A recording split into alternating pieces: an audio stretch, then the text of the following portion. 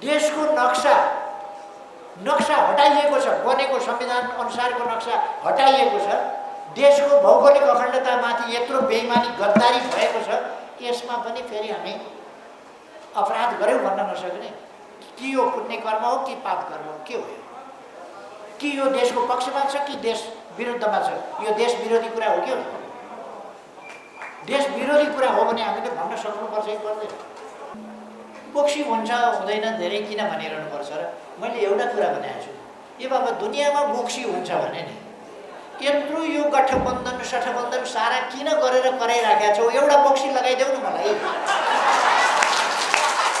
दुईटा मन्त्रीमा बार्गेन गर्ने सबै सरकार आफ्नो थियो, त्यो ठाउँमा मलाई 4वटा मन्त्री त नभई हुँदैन। 5 दलहरू मुड्की उठाएर हाम्रा विरुद्ध 5तिरबाट घेरा गरिराखेका छन्। हामीले मजाको एउटा राउन्ड किक दिएर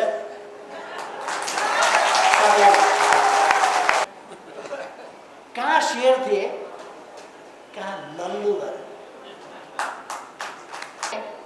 ल्याकठ्याक सर्वोच्च अदालत गएका हेर्नुहोस् त, तिनको हिँडाइ लाज शरम छैन। 5 दलीय गठबन्धन भनेको भयानक अपराध हो, भयानक अपराध। 5 वर्ष सरकार चलाउने वामपन्थी सरकार बिचैमा ढालेर अस्थिरता नहुने प्रचण्ड र माधव नेपाललाई के फरक छ? अब चाहिँ यहाँ मुख चाहिँ माइककै छेउमा राख्छु, यसो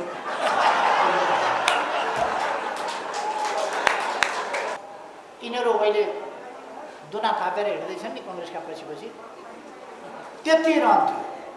अहिले माकुनेको छ नि गुट, दुना थापेर हिँड्छ नि। कि आँखाको ज्योति हराएकी चाउरी परेकी गरिब बुढी मान्छे जसका आमालाई बोक्सी भन्दाखेरि बङ्गारा झार्ने छोरा छैन, हो त्यस्तालाई नै बोक्सी भन्ने होला। त्यो भन्ने भन्दा 6 भन्ने कसैलाई लाग्छ भने म माथि लगाइदेऊ न बोक्सी। बोक्सीले विद्याको अभ्यास गर्छन् अरे, म माथि गरौँ न त अभ्यास, केही छैन। बोक्सी हुँदैन। योभन्दा बढी विश्वासका साथ के भन्ने, 6 बोक्सी भने दुनियाँभरिकालाई चुनौती एकैचोटि। बोक्सी 6 भन्नेहरूलाई मेरा विरुद्ध लगाऊ बोक्सी, सक्छौ। एउटा मान्छेका विरुद्ध लगाउन सक्दैन भने कसका विरुद्ध? घरमा कोक्रामा खेलिराखेका बच्चाका विरुद्ध बोक्सी लाग्ने, त्यस्तो पनि बोक्सी हुन्छ? दुनियाँमा म प्रकट भएर हिँडेको छु, मेरो विरुद्ध लाग्न नसक्ने, अनि त्यस्ता बच्चाका विरुद्ध लाग्ने, बुढाबुढीका विरुद्ध लाग्ने, अशक्तका विरुद्ध लाग्ने। अर्थात् मैले भन्न खोजेको के हो भने हामीले कुनै कुरालाई यसरी सम्प्रेषण गरौँ, यसरी सम्प्रेषित कुराहरू होस् जसबाट मान्छे कन्भिन्स हो, मान्छेले धेरै तर्क धेरै प्रमाण खोज्न नपरोस्, सशक्त ढङ्गले हामी राखिदिउँ। हामीले हिजो बेलुका पनि राति भेट हुँदाखेरि अलिकति छलफल गऱ्यौँ। सृष्टि कसरी हुन्छ, सृष्टिको सम्बन्धमा मानव जातिले धेरै चिन्तन गर्यो, धेरै सोच्यो। अनेक दार्शनिकहरूले, अनेक चिन्तकहरूले, अनेक ऋषिमुनिहरूले यो पन्थ र त्यो पन्थको सुरुवात भयो। सृष्टि के हो, प्रकृति के हो, जीवन के हो, उत्पत्ति के हो, विनाश के हो, जीवन के हो, मरण के हो, यसै विषयमा सोच्दाखेरि विभिन्न दर्शनका धाराहरू, शाखाहरू, प्रशाखाहरू अनेक पैदा पनि भए। तिनका अनेक चिज निस्किने कुराको प्रारम्भ कहाँबाट भयो? दर्शनको प्रारम्भ कहाँबाट भयो? दर्शनको केन्द्रबिन्दु कहाँबाट हो, कहाँ छ?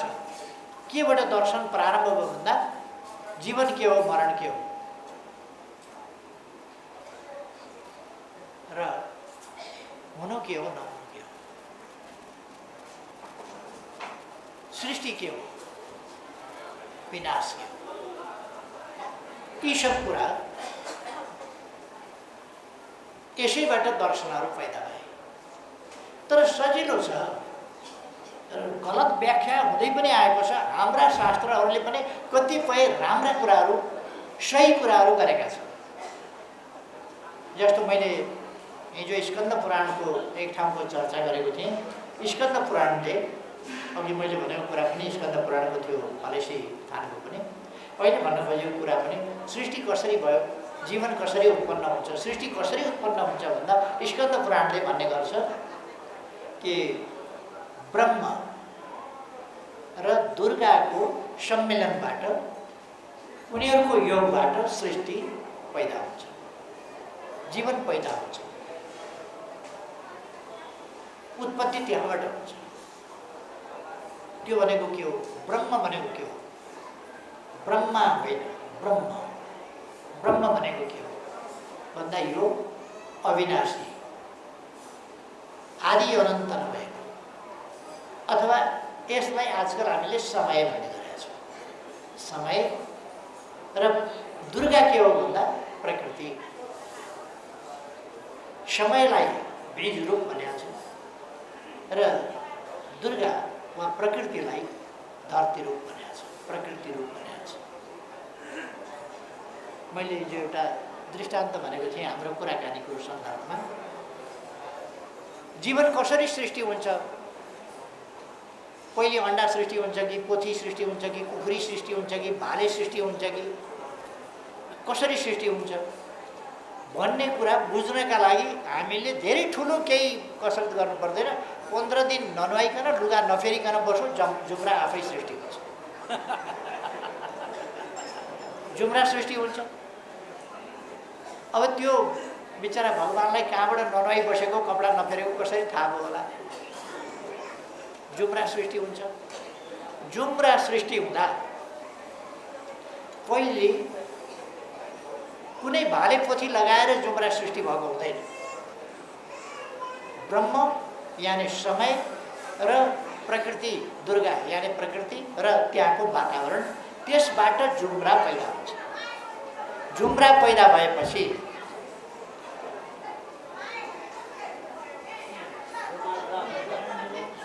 सुनिँदै सुनिएन?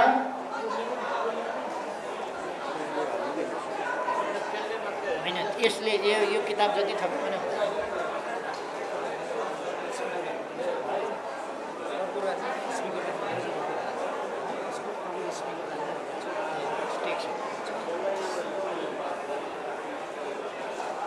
अच्छा। अब सुनिन्छ। अब शान्त रहँद, हाललाई सुनिन्छ। र पहिले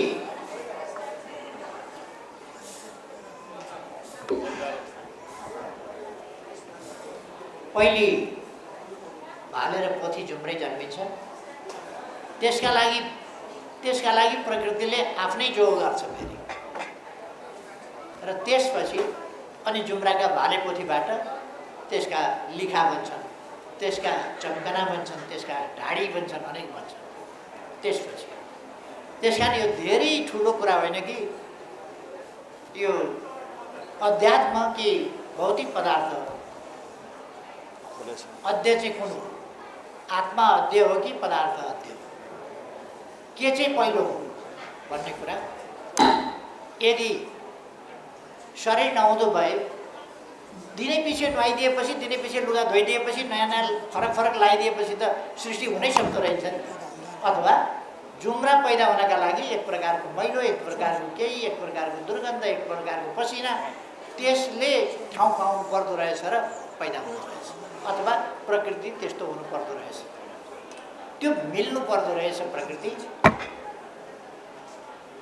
त्यसकारण यो दार्शनिक कुराहरूलाई हामीले बुझ्ने गरी सहज ढङ्गले हामीले मानिसहरूलाई सम्प्रेषण गर्यो भने हुन्छ।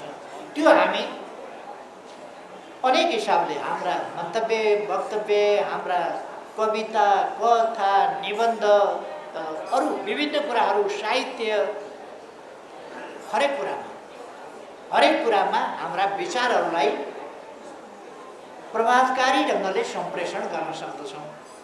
जनताले ग्रहण गर्न सक्ने वा पाठकले ग्रहण गर्न सक्ने वा श्रोताले ग्रहण गर्न सक्ने गरी हामी सम्प्रेषण गर्दछौँ।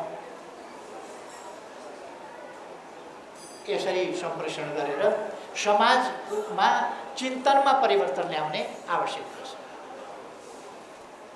कहिले कहिले एउटा मान्छेको एउटा क्रियाकलापले ठुलो परिवर्तन ल्याउँछ। मैले 2-4 पल्ट नै विभिन्न कार्यक्रमहरूमा भनिसकेको छु। एउटा जर्मनीको इतिहास मैले भन्ने गरेको छु। जर्मनीको इतिहास कसरी उत्प्रेरणामा ल्याउँछ। अर्को कुरो यहीँको इतिहास पनि भन्न सक्छौँ। चन्द्रगिरीमा पृथ्वीनारायण शाहले यता काठमाडौँतिर हेरे बेला यसो गरे अरे, जुगामा यसो हात पुर्याए अरे। अब जुगामा हात त गइरहेको छ नि। अब उनका साथमा हुने पण्डितजीहरूले के भने मनसुबा पुरा हुन्छ महाराज, पुरा हुन्छ, मनसुबा पुरा हुन्छ भनेर। के बुझ्यौ तिमीहरूले भनेर पृथ्वीनारायणले सोधे। मौसुफले काठमाडौँ उपत्यका हेरेर जुगामा ताउ लगाएपछि यो उपत्यका जित्न पाए, कब्जा गर्न पाए कस्तो राम्रो हुन्थ्यो भनेर जुगामा हात लगाएको हामीले बुझिसक्यौँ सरकार भने। जुगामा हात त किन लगाएको थियो उसले बुझिजानुहोस्। तर अरू व्याख्याताहरू चाहिँ निस्किए जसले जुगामा हात लगाएकोलाई काठमाडौँ हान्नुपर्छ भन्ने। त्यत्रो महत्त्वाकांक्षा पृथ्वीनारायण शाहको मनमा पलाएको थियो कि थिएन। तर उनका साथमा हुने रणनीतिकारहरू, बौद्धिक व्यक्तित्वहरू, उनीहरूले त्यो जगाइदिए। उसमा जगाइदिएपछि पृथ्वीनारायण शाहले कसैलाई सोधेर जुगामा हात लगाएको थियो र काठमाडौँ उपत्यकादेखि यो हान्न पाए हुन्थ्यो, जुगामा ताउ लाउँ भनेर सोधेको थियो र थिएन नि त। यसो गर्दै जाँदा कहिले गाला पुग्छ, कहिले जुगामा पुग्छ, कहिले कता पुग्छ। हात भने त्यस्तै न हो, पुगेको थियो होला जुगामा। उसले त भने होइन नि त। पृथ्वीनारायण शाहले मैले चाहिँ जुगामा ताउ लाएँ है काठमाडौँ उपत्यका हेरेर उसले भने होइन नि, अरूले भने। मान्छेलाई कसरी मोटिभेट गरिँदो रहेछ, कसरी मान्छेलाई प्रेरित गरिँदो रहेछ, उत्साहित गरिँदो रहेछ। आखिर पृथ्वीनारायण काठमाडौँ नहानि नसक्नेमा यो मोटिभेसन हुँदो रहेछ। जर्मनीमा मैले अघि जर्मनको एउटा कथाको कुरा गर्दै थिएँ। कस्तो मोटिभेसन हुँदो रहेछ भन्दा त्यहाँ नित्से भन्ने एउटा प्रोफेसर थिए, युनिभर्सिटीको प्रोफेसर। र त्यस बेला नित्सेहरूको चिन्तनको पनि केही लाग्दैन थियो। नित्सेहरू अलिक यथार्थवादी चिन्तन गर्थे र स्वतन्त्रवादी चिन्तन गर्थे। कान्ट भन्ने दार्शनिकले पहिले मान्छे आफू स्वतन्त्र हुनुपर्छ भन्ने सोच ल्यायो। कान्ट भन्ने व्यक्ति स्वतन्त्र हुनुपर्छ चिन्तनका लागि, अनि मात्रै उसले सोच्न सक्छ। तर यी सबै कान्टका दर्शन आदि इत्यादि सबै चिजहरू हेगेलको ईश्वरवादी दर्शन त्यसका अगाडि फिका भइरहेको थियो। हेगेलको दर्शन जे हुन्छ कोही परमधाम बस्ने परमात्माको इच्छाले हुन्छ। सबै कुरा पूर्व निर्धारित छ, पूर्व तय छ। तपाईँ प्रोफेसर हुनुहुन्छ कि हुनुहुन्न, यो पूर्व निर्धारित छ। तपाईँ कुन विषय पढ्नुहुन्छ, पूर्व निर्धारित छ। तपाईँको रिजल्ट के हुन्छ, पूर्व निर्धारित छ। पढ्नु किन पर्यो? सबै पूर्व निर्धारित छ भने विद्यार्थीले पढ्न किन पर्यो, मेहनत किन गर्नु पर्यो? त्यसकारण जर्मनका विद्यार्थीहरू लद्दो हुने भए। किन लद्दो हुने भयो भने अब सबै पहिले नै 6औँका दिन नै लेखिसकेका छ त। अब यहाँ बेकार मेहनत गरेर के हुन्छ, अनिदो बसी के हुन्छ, दुःख गरिकन के हुन्छ। त्यसकारण यो धेरै दुःख गर्न काम छ। सबै कुरा पूर्व निर्धारित छ, भगवानको इच्छा। यो भनेपछि मान्छे अल्छी तिग्रे हुने। सक्रियता अर्थहीन सक्रियताको अर्थ हुँदैन। त्यसकारण अर्थपूर्ण सक्रियता त्यसको आवश्यकता छ। तसर्थ म हाम्रा भौतिक जमातलाई, भौतिक साथीहरूलाई आग्रह गर्न चाहन्छु, तपाईँहरूसँग भएको क्षमता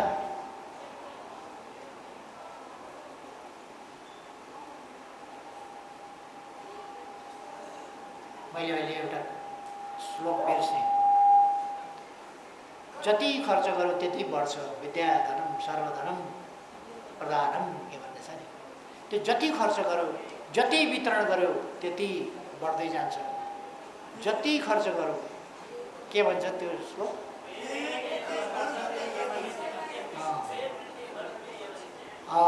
यस, जति व्यय गऱ्यो, जति खर्च गऱ्यो त्यति बढ्दै जान्छ। जति वितरण गऱ्यो त्यति बढ्दै जान्छ, आफूसँग सङ्ग्रहित हुँदै जान्छ। उता दिँदै गयो यता झन् बढी सङ्ग्रहित हुँदै जान्छ। यस्तो चिज हो, यस्तो सम्पत्ति हो विद्या। त्यसकारण विद्या धनम सर्वधनम प्रधान हो कि क्या हो, जे होस् त्यो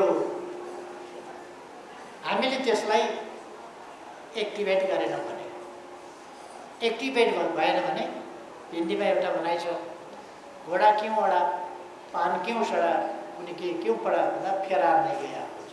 त्यसलाई चलाइएन, त्यसलाई दौडाइएन, घोडा किन कुदेन भन्दाखेरि धेरै दिन कुदाइएन भने घोडा नकुद्ने हुन्छ। पान किन सड्छ भन्दा त्यसमा पानी फेरि राखेन भने पान सड्छ। यस्तै हो, यदि हामीले हाम्रो बुद्धिलाई हतियारमा तपाईँले धार लगाउनु भएन, पुछपाछ गर्नु भएन भने हतियारमा खिया लाग्छ, परेका बेला काट्दैन। त्यसकारण मैले यतिसम्मको डिग्री लिएको छु, यति पढेको छु, मेरो बाकसमा यतिसम्मको सर्टिफिकेट छ भनेर केही अर्थ हुँदैन। सर्टिफिकेट माउकिराले खाइसकेका हुन्छ, तपाईँको बुद्धि निष्क्रियताले शिथिल बनाइसकेका हुन्छ। त्यसकारण चलाउनु जति चल्यो त्यति हुने हो। त्यसकारण आफ्नै ज्ञानवर्धनका लागि, आफ्नै क्षमता वृद्धिका लागि, आफ्नै बौद्धिक स्तर उन्नयनका लागि, यी सबै चिजका लागि पनि बुद्धि भनेको राख्ने नै चिज होइन, चुप लागेर राख्ने चिजै होइन। यसलाई त चलाएको चलाइ, खेलाएको खेलाइ, धार लगाएको लाई, उद्याएको उद्याइ, तिखारेको तिखारे र प्रयोग गरेको गरे, यो गर्नुपर्छ। अर्को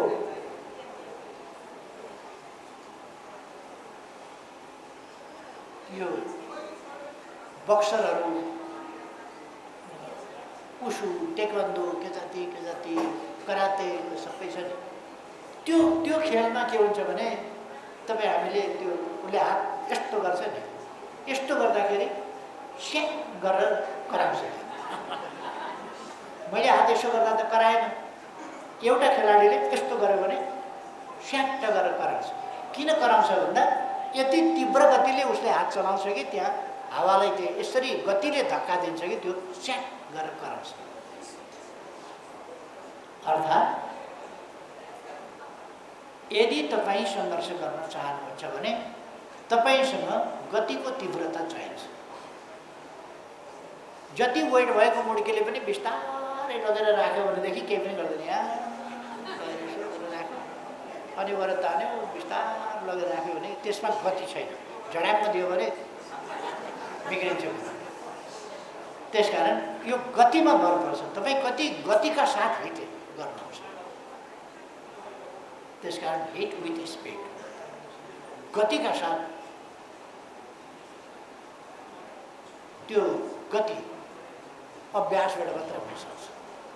मेरो हात हल्लाउँदाखेरि किन स्वाट्ट आवाज आएन? अभ्यास गरे भए आउँथ्यो होला, त्यो गति पक्रिएको भए आउँथ्यो होला।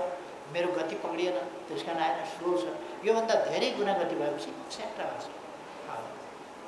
त्यो के भने गतिले वेट प्लस स्पिड, तौल र गति मिलेर एनर्जी कति हो भन्ने कुरा, त्यसको गति नै एनर्जी वेट गर्ने हो, त्यसको मापन त्यसरी हो। त्यसो भएर हामीले यो साइन्टिफिक नियमलाई वेट, कति वेटी चिज हामी प्रस्तुत गर्छौँ र कति गतिका साथ प्रस्तुत गर्छौँ, यो कुरालाई हाम्रो भौतिक समुदायले ध्यान दिन जरुरी छ जस्तो मलाई लाग्छ। अब अरू म धेरै विषयहरूमा नजाउँ, तपाईहरूले विभिन्न विधाहरूमा यसले फिडब्याक दिनुपर्छ पार्टीलाई। फिडब्याक दिएर यस विषयमा कसरी जाने हो। हामी कृषिको आधुनिकीकरण गर्छौँ, उद्योगहरूको स्थापना भन्छौँ, पर्यटनका कुरा गर्छौँ, इलेक्ट्रिसिटीका कुरा गर्छौँ, अथवा आइटीका कुरा गर्छौँ, डिजिटल नेपालका कुरा गर्छौँ। अनेक कुराहरू हामीले गरेका छौँ विकासको सम्बन्धमा। हो त्यो चाहिँ कुरा कसरी प्राप्त गर्ने? हामी निरोगी नेपाल भन्छौँ, हाम्रो स्वास्थ्य नीतिको मूल नीति भनेको निरोगी नेपाल हो। त्यो कसरी सम्भव छ, यो कुरा हामीले गर्छौँ। हो यस कुरामा हाम्रो बुद्धिजीवी परिषदले विभिन्न विषयगत विज्ञहरूको टिम बनाएर त्यसमार्फत विभिन्न कार्यशालाहरूबाट कार्यपत्रहरू, अनेक रिसर्चमूलक खोज अध्ययन अनुसन्धान गरिएका विषयगत विज्ञहरूद्वारा एक्सपर्टिजम त्यहाँ पोखिएका त्यस्ता कार्यपत्रहरूमाथि सघन छलफल गरेर रहेका कमीहरूलाई हटाएर अनावश्यक कुरालाई पनि हटाएर, कमीमा प्लस गरेर अनावश्यक कुरालाई हटाएर त्यसलाई परिमार्जित परिष्कृत ढङ्गले एउटा मार्गदर्शनको रूपमा जानुपर्छ अगाडि। र यसो गर्दाखेरि आन्दोलनलाई फाइदा हुन्छ, पार्टीले त्यसलाई अपनाउन, अङ्गीकार गर्न र आफ्ना नीतिहरूमा त्यसलाई सामेल गरेर परिष्कृत, परिमार्जित र समृद्ध नीतिका साथ अगाडि बढ्न सक्छ। पार्टी आफैमा पार्टीले केही सिर्जना गर्छ भन्ने होइन, त्यो त व्यक्तिबाट सिर्जना गर्ने हो। पार्टी भनेको को हो भन्दा तपाईँ हामी सबै हो। सबैको बल मिलेपछि पार्टी भयो, सबैको बुद्धि मिलेपछि पार्टी भयो। नेकपा एमालेको बुद्धि भनेको के हो भन्दा तपाईँ हामी सबैको बुद्धि हो। हाम्रो तागत के हो? हामी सबैको तागत। हाम्रो भोट के हो? हामी सबैको भोट। त्यसैबाट चाहिँ हाम्रो शक्ति बन्ने हो र हामीले सबै कुरा गर्ने हो। अब तपाईँहरूले प्रज्ञान्तरण निकाल्नु भएको छ। प्रज्ञा अन्तरण, समयको अन्तर, परिस्थितिको अन्तर, अवस्थाको अन्तर, यी सबै कुराहरूसँग प्रज्ञाको पनि अन्तर हुनुपर्दछ र प्राज्ञहरूले प्रज्ञान्तर गर्न सक्नुपर्दछ, त्यो बुझ्न सक्नुपर्दछ। त्यो यसभित्र एउटा अन्तरको कुरा छ भने अर्को हस्तान्तरणको कुरा छ। यसमा एउटा डिफरेन्सको कुरा छ, ग्यापको कुरा छ, चेन्जको कुरा छ भने अर्को चाहिँ मैले बुझेअनुसार यसमा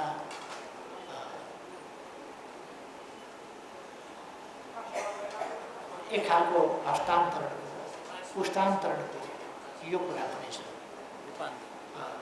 र यो प्रज्ञान्तरण अर्थपूर्ण ढङ्गले नै नाम राखिएको देखियो। तदनुसार नै यसका दुईटै पक्ष, एउटा अन्तरको पक्ष, अर्को हस्तान्तरको पक्ष। अन्तरको पक्ष र हस्तान्तरको पक्ष, समयको आदि इत्यादि अन्तरको पक्ष, अन्तर अनुसारका विचार र नीतिहरूको निर्माणको पक्ष, सोचहरूको निर्माणको पक्ष, चिन्तनहरूको सूत्रीकरणको पक्ष, ज्ञान निर्माणको हाम्रा पूर्वजहरूको आफ्नो खालको एउटा गहन र महत्त्वपूर्ण ट्रेडिसन छ, त्यस अनुसारको पक्ष र त्यसलाई हस्तान्तरण गर्ने, स्थानान्तरण गर्ने, हस्तान्तरण गर्नेदेखि लिएर विस्तृतीकरण गर्ने, यी सबै कुराहरू यसभित्र पर्छ। यसमा राम्रै कुरा आएको होला भन्ने मैले विश्वास दिएको छु, किनभने मैले यसलाई हेर्न पाएको छैन, पढ्न पाएको छैन। राम्रै होला भन्ने मैले विश्वास दिएको छु। तसर्थ मैले लक्षण देखेको छु तपाईँहरूको सक्रियता, तपाईँहरूको व्यवस्थित सक्रियता र तपाईँहरूको योजनाबद्ध सक्रियता अवश्य सफल हुन्छ भन्ने मैले ठानेको छु। यसै अनुसार तपाईँहरूको यो अधिवेशन सफल हुन सकोस्। यसले नीति निर्माणको क्षेत्र, समीक्षाको पाटोमा धेरै जानु पर्दैन, वर्तमान र भविष्यको पाटोमा बढी जाउँ। विगततर्फ त तपाईँ हामीले भोगेको पञ्चायतकाल तपाईँले भोग्या पनि उयो, मैले भोग्या पनि उयो, अलिकति फरक होला। तपाईँहरू कोही विद्यालयमा हुनुहुन्थ्यो होला, कोही चाहिँ पढ्दै हुनुहुन्थ्यो होला, कोही पढाउँदै हुनुहुन्थ्यो होला, अथवा कोही आन्दोलनमा हुनुहुन्थ्यो होला, कोही जेलमा हुनुहुन्थ्यो होला, म जेलमा थिएँ होला, अर्को भूमिगत हुनुहुन्थ्यो होला, मान्छेले भूमिगत हुनुहुन्थ्यो, कहिले कहिले जेलमा हुनुहुन्थ्यो। यसरी मान्छेका आफ्ना आफ्ना होला, तर पञ्चायत त्यही हो, त्यो भोगाइ त्यही छ। त्यसकारण त्यसमा धेरै गइरहनु परेन, यस्तो थियो उस्तो थियो भन्ने कुरामा सबैले देखेको जानेको कुरा, त्यसमा धेरै गइरहनु परेन। अहिले के हो कस्तो हो भन्ने कुरा, यो 5 दलीय गठबन्धन भनेको भयानक अपराध हो, भयानक अपराध। नेपालमा कम्युनिस्ट आन्दोलन 2/3 लगभगको स्थितिमा पुगेको, त्यस अवस्थालाई सहन नसकेर के बिग्रिएको थियो। चुचे नक्सा छापिँदा यिनको टाउको किन दुखेको, यिनलाई छटपटी किन भएको, यिनले सहन नसक्ने गरेको फटपटी यिनलाई किन भएको। कि त कम्युनिस्ट सरकार ढाल्नका लागि त सेक्रिफाइस हुन तयार भए, त बलिदान हुन तयार भए। यो बत्ती निभाउन सक्छु भने बत्तीमा झोपिएर झोसिएर आफू जलेर त्यसलाई निभाउन तयार छु भनेर हामफाले आउने त होइन। आज त्यही भोग्दैछन् र उनीहरू त्यही बत्तीमा परिराखेका छन्, पखेटा फटफटाउँदैछन्। 5 दलीय गठबन्धन कायम राख्नुपर्छ भनेर जडेका पखेटा फटाक गर्दा 5 दलीय गठबन्धन कायम राख्नुपर्छ किन भन्छन्? उनीहरूले अलिकति छन्द र लयमा नचल्ने खालको, यो साहित्यिक छन्द होइन, सामाजिक छन्दमा नचल्ने खालको अभियान पनि चलाएको थियो विद्यार्थीहरूले, विद्यार्थी आन्दोलनको। हामीले चाहिँ समाजलाई छन्दमा हिँडाउन खोजेका हौँ, लयमा हिँडाउन खोजेका हौँ। यसको भूमिका कसले पुरा गर्छ भन्दा बौद्धिक समुदायले यसको भूमिका पुरा गर्नुपर्छ। र हामीले मेहनत हरेक सिर्जनामा, यसै सिर्जना होइन, परिश्रमयुक्त सिर्जना, मेहनतको प्रतिफल सिर्जनाको रूपमा सिर्जनालाई लानुपर्छ। सिर्जना कलात्मक हुनुपर्छ। किन मान्छेले अहिले हामीले यहाँ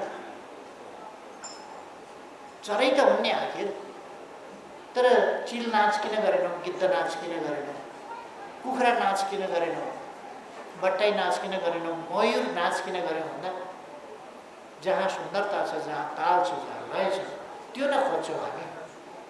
अथवा समाजलाई हामीले बनाउन खोजेको सुन्दर हो र मान्छेमा सौन्दर्य चेत हुन्छ, हो त्यही सौन्दर्य चेतको विस्तृत रूप हामीले सामाजिक सौन्दर्यमा पनि लगाउँछौँ। यो कुरा बौद्धिक समुदायले जसरी बुझ्छ र जसरी योगदान गर्न सक्छ त्यो अरूले गर्न सक्दैन। त्यसकारण मेरो आग्रह सामाजिक जागरणको सन्दर्भमा, सामाजिक चेतनाको सन्दर्भमा, सामाजिक परिवर्तन र रूपान्तरणका लागि जुरुकै समाज एकैछिनमा परिवर्तन भइहाल्दैन, तर त्यसको असाधारण महत्त्व हुन्छ। कति महत्त्व हुन्छ? धरणीधर कोइरालाले होला सायद जाग जाग अब जाग न जाग भनेर कविता लेखे। उस बेला जाग जाग अब जाग न जाग यति लेख्दाखेरि मान्छेलाई जाग्नु पर्छ भन्ने चेतना आयो र मान्छे जाग्न थाले। त्यसै गरेर साधारण कुरा हो, मकैको खेती साधारण एउटा पुस्तक, त्यसमा दण्डित गरिए पनि त्यसले यस्तो प्रेरणा दियो कि त्यो मकैको खेती पढेका नपढेका सबैका कान कानमा राणा विरोधी एउटा सन्देश भयो, राणा विरोधी सन्देश। यस्ता सन्देशमूलक कुराहरू हामीले समाजमा सम्प्रेषण गर्न सक्छौँ, सञ्चार गर्न सक्छौँ, जसले समाजलाई परिवर्तनका निम्ति, व्यक्तिलाई परिवर्तनका निम्ति जागरुक बनाउँछ, आवश्यकता बोध गराउँछ, जागरुक बनाउँछ र त्यसका निम्ति योगदान गर्न उसलाई उत्प्रेरित गर्छ। यो काम बौद्धिक समुदायले नै गर्नुपर्छ। अर्को कुरा यो भयो सामान्य रूपमा सामाजिक जागरणको सन्दर्भमा खेलिने भूमिका। अलिक दीर्घकालीन हुन्छ यसको असर, तर हामी प्रतीकात्मक रूपमा यस्ता बिम्बहरूलाई कहिले कहिले बिर्सिन सक्दा रहेछौँ। भुपी शेरचनले एउटा लेखे, ढुङ्गाको काप फोरेर पनि उम्रिन्छ पिपल। यति एउटा कसले? माधव घिमिरेले हो, भुपीले होइन माधवले। एउटा लेखे प्रतीकात्मक ढङ्गले कि ढुङ्गाको काप फोरेर पनि उम्रिन्छ पिपल, अथवा परिवर्तनको गति अवश्यम्भावी छ, यसलाई रोक्न सकिँदैन। पिपल ढुङ्गाको काप फोरेर पनि उम्रिन्छ, उम्रिएर छोड्छ, परिवर्तन भएर छोड्छ। ढुङ्गा सजिलो होइन, ढुङ्गाको काप फुटाउन सजिलो होइन, तर ढुङ्गाको काप फोरेर पनि उम्रिन्छ। सामाजिक परिवर्तन हुन्छ। यहाँ कुनै तानाशाह बादशाह कसैले पनि यसलाई रोक्न सक्दैन, कस्तै चट्टान हो भन्नेले पनि यसलाई रोक्न सक्दैन। यो फोडेर पनि त्यहाँबाट निस्किन्छ। निस्किएका अनेक उदाहरण छ। पहिले उदाहरण नहुँदा लेखिएका थिए होला। उदाहरण हुँदै गएपछि तैपनि हामी सम्झिन्छौँ प्रतीकात्मक। कार्ल मार्क्सले पेरिस कम्युनको सम्बन्धमा भनेका थिए, एउटा पेरिस कम्युन दबाइयो तर सयौं पेरिस कम्युन, हजारौं पेरिस कम्युनहरू जन्मिरहेछ। जबसम्म पेरिस कम्युनका उद्देश्यहरू सम्बोधन हुँदैनन् तबसम्म पेरिस कम्युन जन्मिरहेछ। यति एउटा कुराले पेरिस कम्युन जन्मिरहनेछन् भन्ने कुराले पेरिस कम्युन मात्रै होइन, स्वतःस्फूर्त विद्रोह मात्रै होइन, सङ्गठित विद्रोह, सङ्गठित र योजनाबद्ध परिवर्तन र त्यसका प्रतिफलहरूसम्म हामीले आज आफैले गरेका छौँ, आफैले अनुभव पनि गरेका छौँ, आफैले व्यवहारमा पनि प्रयोग गरेका छौँ। त्यसकारण यस्ता पक्षहरूलाई हामीले सिर्जना गर्ने र सम्प्रेषण गर्ने काम गर्नुपर्दछ, जसले समाजलाई अगाडि बढाउँछ। अब आजको सन्दर्भमा मैले थुप्रै ठाउँमा बोलेँ। शेरबहादुर देउवाजीले सरकारका 100 दिन भनेर उहाँको सरकार बनिसकेपछि 100 दिन पुरा भएपछि सरकारका 100 दिनको काम गर्नुभयो र त्यसमा अगाडि राष्ट्रको प्रतीक चिन्ह राख्नुभयो। संविधानले भनेको, अहिले संशोधन गरेर संविधानले भनेको नेपालको नक्सा चुच्चे नक्सा भएको लोगो सहितको प्रतीक चिन्ह छ राष्ट्रको, त्यो अगाडि राख्नुभयो। तर चुच्चे नक्साबाट चुच्चो हटाउनु भयो र बुच्चे नक्सा राख्नु। सम्माननीय प्रधानमन्त्रीले प्रकाशित गरेको सरकारको 100 दिनमा चुच्चे नक्सा हटाउनु के यो साधारण कुरा हो? भौगोलिक अखण्डताप्रतिको खेलबाड यो के साधारण कुरा हो? हिजो मात्रै नेपालको भारत दिल्ली स्थित राजदूतावासमा टाँगिएको फोटोमा त्यहाँ नेपालको नक्सा बुच्चे नक्सा राखिएको छ, चुच्चे नक्सा हटाइएको छ। योभन्दा राष्ट्रिय दलाली, योभन्दा राष्ट्रको गौरव न्यूराउने, शेर न्यूराउने, योभन्दा लज्जाजनक कुरा के हो? मैले शेरबहादुरजीलाई अस्ति सोधेको थिएँ, किन जानुभएको हो शेरबहादुरजी दिल्ली? फर्केर आएपछि सोध्नु, यही राष्ट्रिय विज्ञानका लागि जानुभएको हो दिल्ली? के का लागि जानुभयो?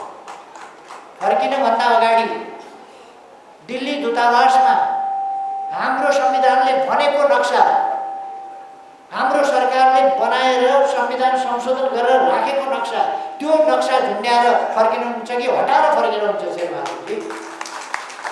अहिलेको 5 दलीय गठबन्धन, यो 5 दलीय गठबन्धन सत्ताका लागि राष्ट्रियता, भौगोलिक अखण्डतासँग यत्रो सौदाबाजी गर्छ।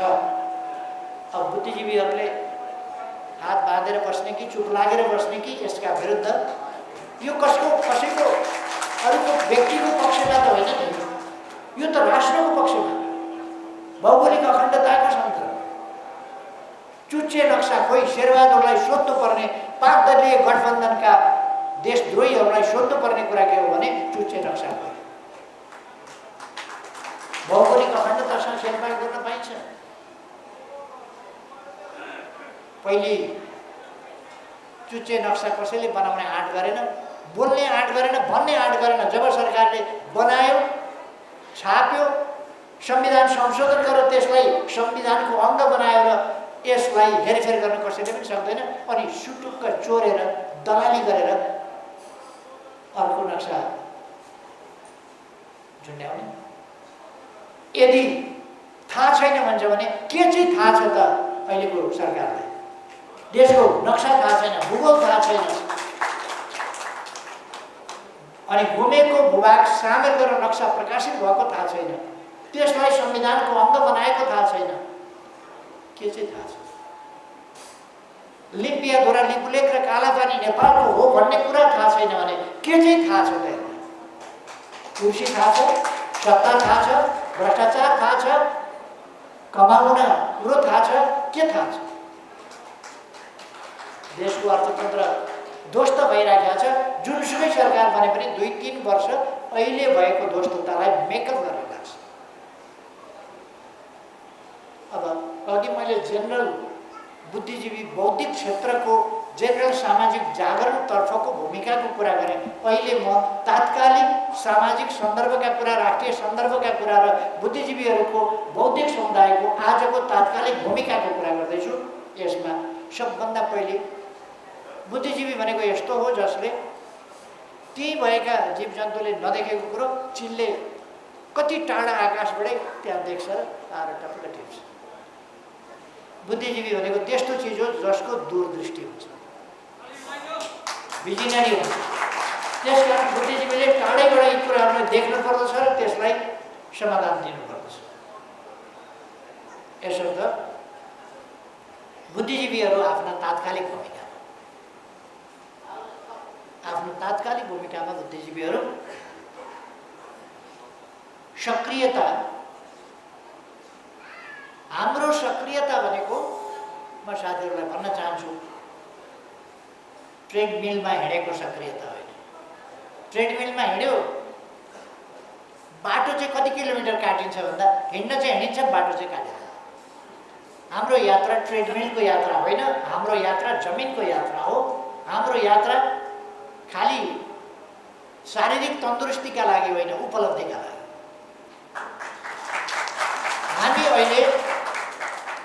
हामी अहिले व्यायामशालामा होइन, रङ्गशालामा छौँ।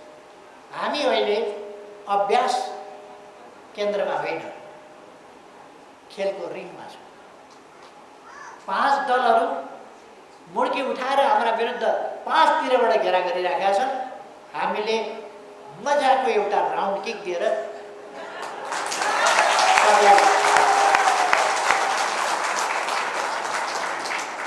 5 तिरकालाई कसरी हाल्ने, एक फन्का राउन्ड किक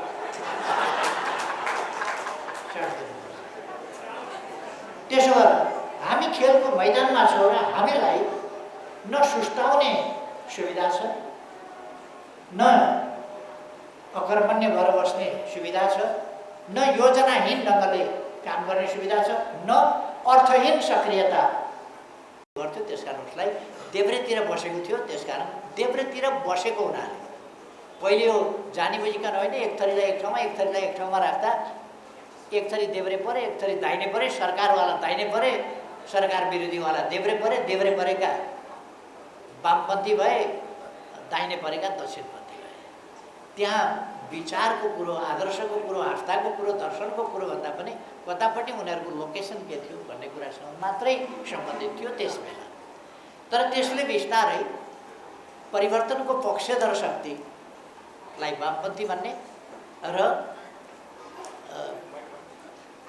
यथास्थितिको शक्ति वा दक्षिणपन्थी शक्ति भन्ने गर्यो। त्यसलाई दक्षिणपन्थ पछि त्यसको नाम नै के भयो भने यथास्थिति वा परिवर्तन उन्मुख नहुने,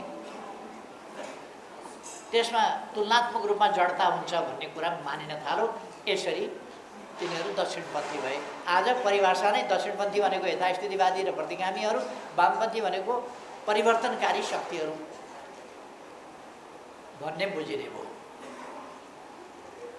हामी स्वतः यथार्थमा भन्ने हो भने हामी सरकारमा हुँदा पनि यो बृहत परिभाषाले सुरु भयो एकतिरबाट, तर बृहत परिभाषाले सरकारमा हुँदाखेरि पनि हामी चाहिँ वामपन्थी नै थियौँ। प्रतिपक्षमा हुँदा त वामपन्थी हुने नै भयो। तर हाम्रो देशको र आजको अवस्था चाहिँ के छ भने हिजो हामी वामपन्थीहरू सरकारमा भएर वामपन्थी नै थियौँ, दक्षिणपन्थी प्रतिपक्षमा भएर पनि दक्षिणपन्थी नै थिए। बसाइ वामपन्थमा हुन्थ्यो तर दक्षिणपन्थी थिए। हाम्रो बसाइ दाहिने साइडमा हुन्थ्यो तर पनि हामी वामपन्थी थियौँ। जे होस्, हामी विद्यमान अथवा मौजुदा स्थितिबाट समाजलाई परिवर्तन गर्न चाहन्छौँ। मौजुदा स्थितिमा सामाजिक चेतना जाने रहेछ, त्यस चेतनालाई परिवर्तन गर्न चाहन्छौँ र समाजको चेतनाको परिवर्तन ल्याउने कसले त भन्दा चिन्तकहरूले नै ल्याउने हो, विचारकहरूले नै ल्याउने हो। नेपालमा कति बुझिकन बुद्धिजीवी भनेको हो थाहा छैन, विद्वत वर्गलाई बुद्धिजीवी भन्ने गरेको छ। त्यो कति बुझेर छानेर शब्द चयन चाहिँ कतिको उपयुक्त हो त्यो यहाँहरूले बुझ्ने कुरा हो। मैले देख्दाखेरि त अब बुद्धिजीवी भनेको बुद्धिमा बाँच्ने भने होला। अब बौद्धिक समुदाय हामीले भन्न त बुद्धिजीवी परिषद भनेको छौँ, यो बौद्धिक परिषद नभनेर बुद्धिजीवी परिषद भनेको छ। बौद्धिक परिषद नै होला यो अन्तर्यमा चाहिँ।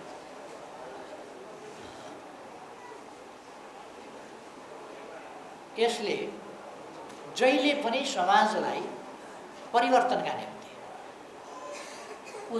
उद्बुद्ध गर्ने, त्यसले परिवर्तनको शङ्खघोष गर्ने, समाजमा रहेका पछौटेपन, विकृति अथवा विसङ्गति अथवा जे नहुनु पर्ने कुरा समाजमा छन् ती कुराहरूलाई बुद्धिजीवी वा बौद्धिक समुदायले चिन्दछ, बुझ्दछ। चिन्न त सबैले चिन्या हुन्छ, पीडा भोगिरहेको हुन्छ, तर त्यसबाट कसरी अगाडि जाने भन्ने केही नयाँ चिज निकाल्छ बुद्धिजीवीले, नयाँ चिज दिन्छ। त्यो त्यस सन्दर्भमा अगाडि बढेको चिज हुन्छ। कहिले कहिले अगाडि बढेको चिज प्रस्तुत गर्दा अलिकति प्रतिकूलताहरू पनि आउन सक्छन्, जसलाई हामी कन्जर्भेटिजम भन्छौँ अथवा यथास्थितिवादी भन्छौँ, अनुदारवाद भन्छौँ, अनुदार पन्थ भन्छौँ। त्यो खालका पक्षहरू हुन सक्छन्। हामी अनुदार होइन।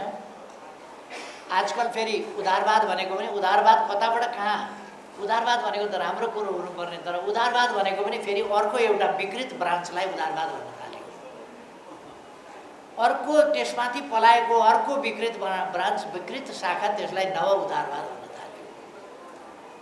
तिनीहरू त राम्रा हुनुपर्ने, तर ती पनि राम्रा भएनन्। त्यतापट्टि म अहिले जान चाहन्न। खालि हामीले, समाजले र समाजको नेतृत्व गरिरहेको पार्टीले बौद्धिक समुदायबाट के अपेक्षा गर्दछ आज?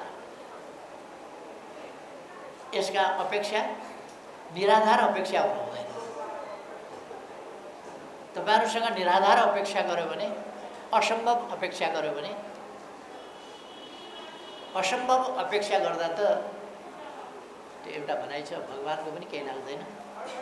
म हिजो हलेसी महादेव थानमा पुगेको थिएँ खोटाङमा। मैले त्यहाँ बोल्दाखेरि भनेको थिएँ, हलेसीमा भस्मासुरले ठुलो तपस्या गरे। पहिले हलेसीमा होइन, यो चाहिँ अन्तै गरेका थिए तपस्या। यति कठोर तपस्या लामो समय गरे र शिव खुसी भएर प्रकट भएर के वर माग्छौ, म तिमीसँग तिम्रो तपस्याबाट प्रसन्न छु भने, म अमर हुन पाऊँ भनेर वृत्तासुर भन्ने राक्षसले भनेपछि महादेवले भने यो त प्रकृतिको नियमभन्दा विपरीत हुन्छ। प्रकृतिको नियमभन्दा विपरीत माग गर्यो भने त्यो दिन त्यसलाई पुरा गर्न असम्भव छ। त्यसकारण हे वृत्तासुर, तिमी प्रकृतिको नियम विपरीत नहुने खालको माग गर भनेपछि उसले विचार गर्यो। टाउकामा हात राख्न त अलिक लडाइँमा सजिलै होला। टाउको छोएपछि जसको टाउको छुन्छु त्यो भस्म भइहालोस्। त्यसपछि उनले शिवको हात, टाउकोमा हात राख्न खोजे। यसको कथा बेग्लै छ, जहाँबाट हलेसी थान पैदा भयो। यो प्रसङ्ग बेग्लै छ। त्यहाँ ल्याएर वध गरेपछि भस्मासुरको अन्त्य त्यहाँ भएको थियो हलेसीमा। त्यसकारण त्यसलाई हलेसी महादेव थान भनेर त्यसको चर्चा भयो। यस्ता अनेक प्रसङ्गहरू, कथाहरू छन् र खास गरी यो कथा स्कन्द पुराण आदिले बताएका छन्। मैले यो कथा किन आज यसो अंश सम्झिएको भने, असम्भव कुराको माग गर्यो भने भगवान्ले पनि पुरा गर्न नसक्दैन, बुद्धिजीवी परिषदले कसरी पुरा गरोस्? त्यसकारण असम्भव माग होइन, महादेवले पनि पुरा गर्न नसक्ने खालका माग होइन, पुरा गर्न सक्ने खालका माग मात्रै नेकपा एमाले तपाईँहरूसँग माग्छ, आग्रह गर्छ कि यो चाहिँ तपाईँहरूले गर्न सक्ने कुरा हो, यति चाहिँ गर्नुहोस् भनेर। ठिक छ, पछाडि सुनिएको छ हो र? ठिक छ, ठिक छ।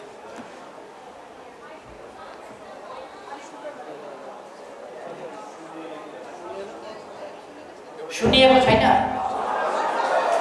मजाले सुनिएको।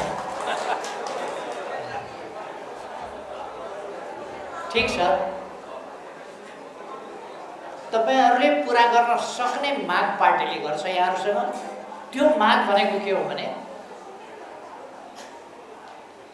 नेपाली समाजमा पछौटेपन, अन्धविश्वास, पछाडि परेका विचार र ट्रेडिसनल्ली चल्दै गएका विचार नगरिएका, कहिले कहिले के हुन्छ भने विचार नगरिएका, पुनर्विचार नगरिएका विचार हुन्छ।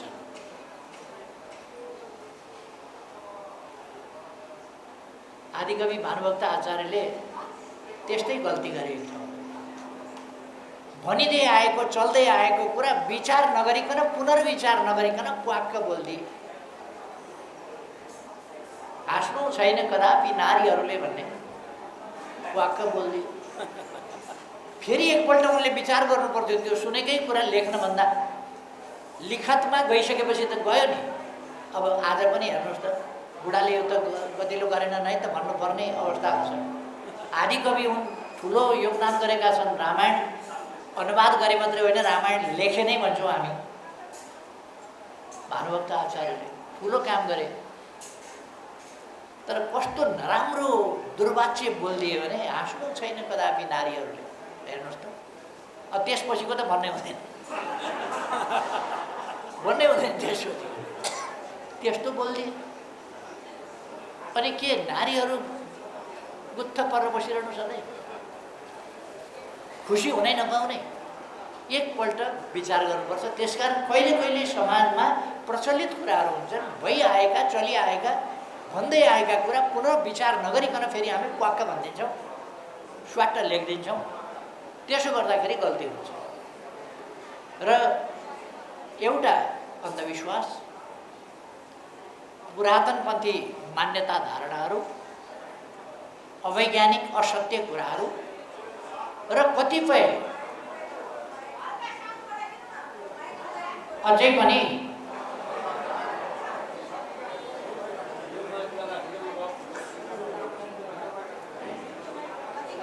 ल सुनिन्छ। मैले बोल्दाखेरि यता फर्केर बोल्छु, त्यसले गर्दाखेरि यता पनि हेर्छु त्यो नसुनिया हो। अब चाहिँ यहाँ मुख चाहिँ माइककै छेउमा राख्छु, यसो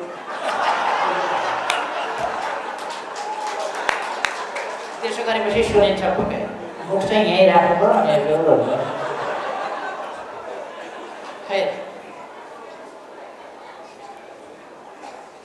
त्यसो गरेर बुद्धिजीवी साथीहरूले, भौतिक जगतले वैज्ञानिक मूल्य मान्यता, ती मान्यताका रूपमा स्थापित नभएका होलान्, मूल्यको रूपमा स्थापित नभएका होलान्, स्थापित गर्नुपर्छ। वैज्ञानिक वस्तुगत तथ्यगत कुराहरू मूल्यको रूपमा, मान्यताको रूपमा स्थापित गर्नुपर्दछ। ती जो पुराना भ्रमपूर्ण ढङ्गले चलिआएका छन् तिनीहरूलाई हटाउन पर्छ, विस्थापित गर्नुपर्छ। बलजफ्ती गरेर हुँदैन, सशक्त तर्कद्वारा। एउटा मैले भन्ने गरेको छु बोक्सीको सन्दर्भमा। बोक्सी हुन्छ हुँदैन धेरै किन भनिरहनुपर्छ र मैले एउटा कुरा भनेको छु, ए बाबा दुनियाँमा बोक्सी हुन्छ भने नि यत्रो यो गठबन्धन सठबन्धन सारा किन गरेर कराइराखेका छौ? एउटा बोक्सी लगाइदेऊ न मलाई। तमासा किन गर्नुभयो? एउटा दुखी गरिब कपाल यो यस्तो अपराध गर्नका लागि यिनीहरूले किन गति छाडे भने आन्दोलनका विरुद्ध, पार्टीका विरुद्ध, देशका विरुद्ध, विकासका विरुद्ध, शान्ति सुव्यवस्था अमन चैनका स्थिरताका विरुद्ध 5 वर्ष सरकार चलाउने वामपन्थी सरकार बिचैमा ढालेर अस्थिरता नलै नहुने प्रचण्ड र माधव नेपाललाई के पर्यो? त्यस्तो अस्थिरता नलै नहुने अनि दक्षिणपन्थी सरकार नबनाइ नहुने ल्याकठ्याक सर्वोच्च अदालत गएका हेर्नुहोस् त, तिनको हिँडाइ लाज शरम छैन। कत्रो अपराध गर्न बेसरम। अनि प्रतिगमन रोक्न खोजे, अरे कम्युनिस्ट आन्दोलनको रक्षा गर्न खोजेको झुट बेइमानी र उल्टा कुराको योभन्दा हद केही हुन्छ? बेसर्मिकताको हद योभन्दा बढी केही हुन्छ? अब बुद्धिजीवीहरू बौद्धिक समुदाय बलात्मी हुन्छ। बलात्मी भएको हुनाले पाउरोटी खाँदा पनि बटर तलेर खान्छ। नरम पाउरोटी त अलिक सुखै हुन्छ नि। आलोचना गर्नु पर्यो भने पनि ठ्याक्कै भन्न सक्दैन यो देशका विरुद्ध कम्युनिस्ट आन्दोलनका विरुद्ध अपराध हो भनेर ठोक्नु पर्यो नि। कतिपय नेताहरू आफूलाई शिष्ट सभ्य मर्यादित भन्नका लागि देशको नक्सा हटाइएको छ, बनेको संविधान अनुसारको नक्सा हटाइएको छ, देशको भौगोलिक अखण्डतामाथि यत्रो बेइमानी गद्दारी भएको छ, यसमा पनि फेरि हामी अपराध गऱ्यौँ भन्न नसक्ने कि यो पुण्य कर्म हो कि पाप कर्म हो, के हो? कि यो देशको पक्षमा छ कि देश विरुद्धमा छ? यो देश विरोधी कुरा हो, के हो? देश विरोधी कुरा हो भने हामीले भन्न सक्नुपर्छ कि पर्दैन? तसर्थ म शास्त्रमा जस्तो गरौँ भन्दिनँ। हाम्रा अग्रजहरू हाम्रा पूर्वजहरूले त शास्त्रमा मन नपरेकाको त सिङ हालिदिन्थे, मन नपरेकालाई त नगरा लगाइदिन्थे, मन नपरेकाको त दारा हालिदिन्थे मुखमा। हामीले त्यसो गरौँ भनेको छैन। यिनीहरूले जे गरेका छन् त्यही अपराध चाहिँ भनौँ न, जस्ताको जस्तै एकदम स्टिल क्यामेरालाई खिचिया फोटो गरिदिउँ न, जे छ त्यही। आन्दोलन ध्वस्त पार्ने कुचेष्टा यसले गरेका छन्। यिनका लागे पुगेसम्म त अहिले नेपालको कम्युनिस्ट आन्दोलन ध्वस्त भइसक्थ्यो। यिनीहरू अहिले दुना थापेर हिँड्दैछन् नि कङ्ग्रेसका पछि त्यति रहन्थ्यो। अहिले माकुनेको छ नि गुट, दुना थापेर हिँड्छ नि, दुना थापेर।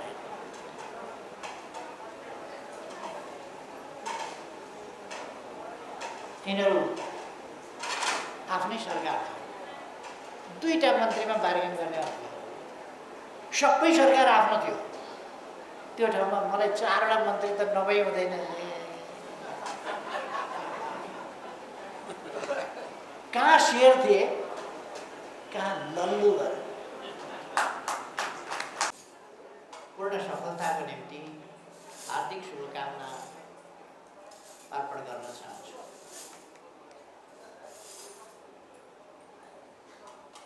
आज सिङ्गी देशमा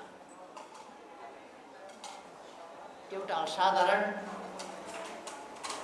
र अभूतपूर्व लहर चलेको छ र त्यो लहर नेकपा एमालेको लहर। हिजोभन्दा आज नेकपा एमालेका कार्यकर्ताहरू अझ बढी उत्साहका साथ, अझ बढी आत्मविश्वासका साथ र अझ बढी सक्रियताका साथ आफ्नो गन्तव्य तर्फको यात्रामा आफ्ना अभिवाराहरू पुरा गर्न, आफ्ना अगाडिका चुनौतीहरू सामना गर्न क्रियाशील हुनुहुन्छ, अगाडि बढिरहनु भएको छ। यसै सन्दर्भमा बुद्धिजीवी परिषदको 10औं अधिवेशन यहाँ प्रारम्भ भएको छ र यस अधिवेशनले यसको पूर्व सन्ध्यामा केही कार्यशाला गोष्ठी, केही पेपर प्रेजेन्टेसन आदि कामहरू पनि गरेको छ र पछि तपाईहरुले तत्सम्बन्धमा छलफल गर्ने भन्नुभएको छ र कार्यशाला गोष्ठीमा प्रस्तुत कार्यपत्रहरू तिनीहरूमाथिको छलफलबाट महत्त्वपूर्ण निष्कर्षहरू निस्किने छन् भन्ने मैले विश्वास लिएको छु। मैले महसुस गरेको छु बुद्धिजीवी परिषदको आजको सक्रियता, आजको उत्साह, आजको आत्मविश्वास पहिले कहिल्यै भन्दा बढी छ। यसको स्थापनाको लामो समय भयो। 30 वर्षको जीवनकाल भयो ज्ञान बुद्धिजीवी परिषदको। तर 30 वर्षमा आलोचना त केही नगरौँ, तर संक्षिप्तमा भन्ने हो भने आवश्यक सक्रियता हिजो रहेन। आज बुद्धिजीवी परिषदले त्यो सबै बिर्साउने गरेको असाधारण सक्रियता प्रकट गरेको छ र अगाडि बढेको छ। म खुसी व्यक्त गर्न चाहन्छु र पार्टीको तर्फबाट बुद्धिजीवी परिषदको यस काम कारबाहीको प्रशंसा गर्न चाहन्छु र धन्यवाद भन्न चाहन्छु। बुद्धिजीवी परिषदले बौद्धिक जगतलाई सङ्गठित गर्ने, पहिले मान्छेले धेरै दर्शन, द्वन्द्वात्मक र ऐतिहासिक भौतिकवादी दर्शन कति बुझ्छ कति बुझ्दैन, यो बडा जटिल पनि छ। त्यसकारण हामी दार्शनिक आधारलाई मान्छौँ, तर यथार्थ के हो भने हामी अहिले कम्युनिस्ट पार्टी निर्माण गरिराखेका छौँ नेपालमा। हामीले कम्युनिस्ट पार्टी निर्माण गर्दा मैले पहिले पनि भन्ने गरेको छु, कम्युनिस्टहरू 3 प्रकारका कम्युनिस्टहरू पाइन्छन्। एउटा फिलोसफिकल ग्राउन्डदेखि अथवा दार्शनिक धरातलदेखि द्वन्द्वात्मक र ऐतिहासिक भौतिकवादी दर्शनलाई बुझेका, आत्मसात गरेका र त्यसलाई व्यवहारमा अपनाउने त्यो तहका कम्युनिस्ट। अर्का प्रगतिशील समाजको प्रगति हुनुपर्दछ, सामाजिक न्याय समानता हुनुपर्दछ भन्ने, उन्नति प्रगति हुनुपर्दछ, सुशासन हुनुपर्दछ, कानुनी राज हुनुपर्दछ भन्ने सैद्धान्तिक वैचारिक तहका कम्युनिस्टहरू। आज हामीसँग भएका विचार खुलेका कम्युनिस्ट भनेका तिनै कम्युनिस्ट हो, जो हाम्रा आम सामाजिक परिवर्तन रूपान्तरणका उद्देश्यहरूसँग, सामाजिक न्याय समानताका उद्देश्यहरूसँग, सामाजिक न्याय र समानता सहितको समृद्धिको आकाङ्क्षासँग सहमत छन् र त्यसका निम्ति प्रयत्नशील छन्। ती बुद्धिजीवी या ती कम्युनिस्टहरू, ती साथीहरू नै आम रूपमा आजको कम्युनिस्टहरूको पङ्क्ति भनेर बुझ्नुपर्छ। र सबभन्दा ठुलो पङ्क्ति चाहिँ पोलिटिकल कम्युनिस्ट। मान सम्मान पुगेन भने पार्टी ध्वस्त पार्न तयार हुने, यो चाहिँ पोलिटिकल भनेको नाफा नोक्सानको राजनीतिमा नाफा छ भने नाफातिर लाग्ने राजनीति। निकै ठुलो सङ्ख्या लाभहानीको राजनीति गर्नेहरूको छ। एक ढङ्गले भन्ने हो भने हामीले कम्युनिस्ट भनेको त फिलोसफिकल ग्राउन्डकै कम्युनिस्ट हो, तर त्यसै ग्राउन्डको कम्युनिस्ट खोज्यो भने बहुत थोरै भेटिन्छ, ज्यादै थोरै। त्यसकारण हामीले कम्युनिस्टको मापदण्ड, कम्युनिस्ट भनेर स्वीकार्ने कुरालाई फराकिलो र खुकुलो मापदण्ड बनाएका छौँ। हाम्रा समृद्ध नेपाल, सुखी नेपालीको गन्तव्यमा सहमत हुनेहरू कम्युनिस्ट हुन्। यस देशलाई माया गर्नेहरू कम्युनिस्ट हुन्। यस देशको सार्वभौम सत्ता, स्वाधीनता, भौगोलिक अखण्डता र राष्ट्रिय हितहरूको रक्षा सम्वर्धन गर्न पर्छ भन्ने र त्यसका निम्ति चिताउने र व्यवहार गर्ने मानिसहरू कम्युनिस्ट हुन्। देशमा सुशासन हुनुपर्छ भन्नेहरू कम्युनिस्ट हुन्। राज्य लोक कल्याणकारी राज्यको अवधारणा अन्तर्गत चल्न पर्दछ र निर्मम नाफामूलक राज्य होइन, जनताको सेवक राज्य हुनुपर्दछ। जनताको सेवाको लागि राज्य, जनताका सेवाका लागि सरकार, सेवाकै निम्ति पूर्वाधारदेखि लिएर सबै प्रकारका विकासहरू, सामाजिक विकास, सामाजिक पूर्वाधारको विकास र भौतिक पूर्वाधारको विकास, यी सबै चिजहरू गर्न तयार हुनेहरूलाई हामी कम्युनिस्ट भन्दछौँ। त्यसै कारण हाम्रो कम्युनिस्टहरूको पङ्क्ति ठुलो छ। नेपाल कम्युनिस्ट पार्टी एमाले नेपालमा सबभन्दा ठुलो छ। वास्तवमा कम्युनिस्टको सङ्ख्या ज्यादै अल्प रहेको हो। यथार्थमा कम्युनिस्ट पार्टी सबभन्दा ठुलो छ, किनभने हामीले कम्युनिस्टको उदार परिभाषा गरेका छौँ, सामाजिक परिभाषा गरेका छौँ र कम्युनिस्ट भनेको खाली दर्शनको मात्रै कुरा होइन, त्यस दर्शनोन्मुख भन्ने कुरा भनेर त्यसरी हामीले मानेका छौँ। त्यसकारण समृद्धितर्फ तयार हुनेहरू, सामाजिक न्यायतर्फ तयार हुनेहरू, समाजमा शान्ति हुनुपर्दछ, स्थिरता र स्थायित्व हुनुपर्दछ, भयरहित वातावरणमा सबै बाँच्न पाउनुपर्दछ र अपमान, हेला, होचो, असमानता र विभेद होइन, सामाजिक न्याय समानतासँगै सम्मानजनक जिन्दगी सुरक्षित ढङ्गले बाँच्न पाउनुपर्दछ। यसो गर्दा सुखी नेपाली हुन सक्दछ। यसरी समृद्धि र सुखलाई जोडेर अगाडि बढ्ने, यसभित्र हाम्रो गौरवपूर्ण परम्परा छ, हाम्रो गौरवपूर्ण चिन्तन परम्परा छ, ज्ञान परम्परा छ। यसलाई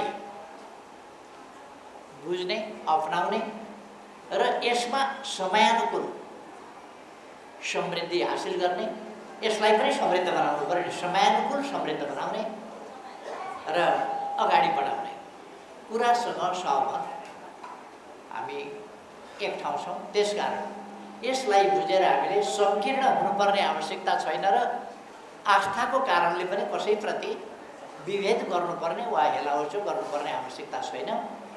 हामी आस्थाहरूप्रति यो वैयक्तिक कुराको रूपमा छोडिदिएर उदार छौँ। आस्थाहरूप्रति उदार भइसकेपछि हाम्रा उद्देश्यहरू वैयक्तिक आस्थाको साँघुरो घेराभन्दा राष्ट्रिय उद्देश्यहरूको महान घेरा, व्यापक घेरा, फराकिलो घेरा, त्यसमा फैलिन्छ हाम्रो शक्ति र सामर्थ्य। त्यसै कारण हामी त्यसै गरी आज आन्दोलन निर्माण गरिरहेका छौँ, वामपन्थी आन्दोलन निर्माण गरिरहेका छौँ। वामपन्थी भनेको वास्तवमा यसको उत्पत्ति चाहिँ ब्रिटेनबाट भएको थियो। वामपन्थीबाट वामपन्थीको उत्पत्ति भएको होइन, वामपन्थीबाट वामपन्थी शब्दको उत्पत्ति भएको होइन। सत्ता पक्ष त्यहाँ राजा बस्दा, राजाले सम्बोधन गर्दा दाहिनेपट्टि सत्ता पक्ष बस्ने र देब्रेपट्टि प्रतिपक्ष बस्ने गर्थ्यो। प्रतिपक्षले सत्ता पक्षको विरोध गर्थ्यो, सत्ता पक्षले आफ्ना कुराको प्रतिरक्षा गर्थ्यो। जे प्रस्तुत भएको छ यथास्थितिको आफ्नो मौजुदा स्थिति अनुसारको कुरा नै प्रस्तुत गर्छ सत्ता पक्षले, त्यस कुराको पृष्ठपोषण गर्छ सत्ता पक्षले। त्यसकारण त्यसलाई त्यो दाहिनेतिर या दक्षिणतिर राख्यो, दक्षिणपन्थ भनियो त्यसलाई। दक्षिण भनेको दक्षिण बाहु, दक्षिण दाहिने भनेको त्यता राख्यो। वामपन्थीहरू देब्रेतिर बसे अथवा प्रतिपक्ष देब्रेतिर बस्यो, जसले विरोध गर्थ्यो। यो यथास्थिति ठिक भएन, परिवर्तन हुनुपर्छ भनेर। वामपन्थी भनेको आलोचक, यथास्थितिका आलोचक र परिवर्तनका पक्षधर भन्ने अर्थमा ब्रिटिस पार्लियामेन्टबाट वामपन्थी सुरु हो। यो कम्युनिस्टलाई भनेको चाहिँ थिएन, कम्युनिस्टलाई भनेको थिएन। कम्युनिस्टको परिभाषामा भन्ने हो भने दक्षिणपन्थीहरू मध्येकै कुरा थियो त्यो, तर यथास्थितिको आलोचना गर्ने र परिवर्तनको पक्षपोषण गर्ने, परिवर्तनको आवाज उठाउने प्रतिपक्षले त्यो काम नगर्ने भयो, मेहनत नगर्ने भयो। आँखा नहेरिकन हिँडेर खुट्टो भाँच्यो भने अब के गर्ने, भगवानको इच्छा हुन्छ। आफूले आँखा नहेरी हिँडेको थाहा पाउँदैन। बेलुका जाँड खाएर घर फर्किँदाखेरि नालीमा खुट्टा हाल्छ र फर्काउँछ, अनि भन्छ भगवान्लाई जाँड खा नालीमा खुट्टा हाल्नु भनेको थियो भगवान्ले। तर अब त्यो समाजमा त्यो परेपछि पर्छ, त्यस्तो पर्यो। र जर्मन एक ढङ्गले निकम्म अवस्थामा पुगेको थियो। त्यस ठाउँबाट एक दिन नित्सेले अचाक्ली भएपछि हातमा एउटा कठबाँसको लाठीले र एउटा परालको बनाएको कठपुतली लिए। सानो यतातिर आजकल पुतला भन्ने गरिरहेको छ नि, त्यस्तै सानो पुतला एउटा कठपुतली परालको बनाएर बोके, एउटा हातमा लाठीले। विद्यार्थीहरूले सोध्न जाने, गुरु कता जाने, आऊ तिमीहरू हेर भने र मूल सडकको चौबाटोमा गएपछि अनि नित्सेले त्यो पुतलीलाई पछाडै सडकमा बेसरी पछाड्यो। त्यसपछि लाठीले हालेर धुस्नो बनायो त्यसलाई। लौ आजबाट तेरो अन्त्य भयो, समाप्त भयो, मैले मारिदिएँ भनेर कराए नित्से। वरिपरि मान्छेहरू हेरिराखेका थिए। मैले सधैँका लागि तेरो अन्त्य गरिदिएँ, तँलाई मारिदिएँ, अब तँ मरिस्, अब तँ छैनस् भने। अनि के मारेको गुरु भनेर विद्यार्थीहरूले सोधे। नित्सेले भने तिमीहरूको भगवान मैले चौबाटोमा ल्याएर पछारेर लाठीले हानेर धुजा बनाएर मार्ने, अब भगवान छैन, मरे। अब के गर्छौ, तिमीहरू त सबै भगवानका भरोसे थियौ, अब भगवानले पाल्दैन, तिमीहरू आफूले पाल्नुपर्छ। जर्मन त्यसबेला 16 टुक्रामा विभाजित थियो। छेउछाउका ससाना राज्यहरूले बेल्जियम सेल्जियम अर्को वरिपरिका 16वटा राज्यले विशाल जर्मनीका 16 भाग चाहिँ टुक्रा पारेर दिएका थिए। अनि नित्सेले त्यहाँ सोधे, जर्मन 16 टुक्रा पारिएको छ, 16वटा वरिपरिका फुच्चे देशहरूले जर्मनी कब्जा गरेका छन् विभिन्न भाग। यसलाई मुक्त, अब तिमीहरूको भगवान छैन, भगवानले गर्देला भन्ने रहेन। जर्मनी फिर्ता ल्याउनु पर्छ कि पर्दैन, मुक्त गर्नु पर्छ कि पर्दैन? अब भगवान छैन, कसले फिर्ता ल्याउँछ? अनि बिस्मार्क भन्ने विद्यार्थी पनि त्यहीँ थियो। बिस्मार्कले यसो कुरो बुझ्यो, म फिर्ता ल्याउँछु कुरो, अब भगवान मर्यो, म गर्छु यो काम, बिस्मार्कले भन्यो। अरू पनि विद्यार्थीहरूले भनेर पहिलो जो बिस्मार्कले म फिर्ता ल्याउँछु जर्मनीको एकीकरण म गर्छु र जर्मनीलाई बलियो सशक्त जर्मनी बनाउँछु भनेर बिस्मार्कले भनेको थियो। बिस्मार्क पछि जर्मनीको चान्सलर भयो। जर्मनीमा सबभन्दा ठुलोलाई चान्सलर भन्छ। त्यहाँ राजा महाराजा छैन, त्यहाँ राष्ट्रपति पनि भन्दैन, चान्सलर भन्छ। बिस्मार्क चान्सलर भयो, प्रथम चान्सलर अफ जर्मनी, र उसलाई आइरन म्यान अफ जर्मनी भनियो।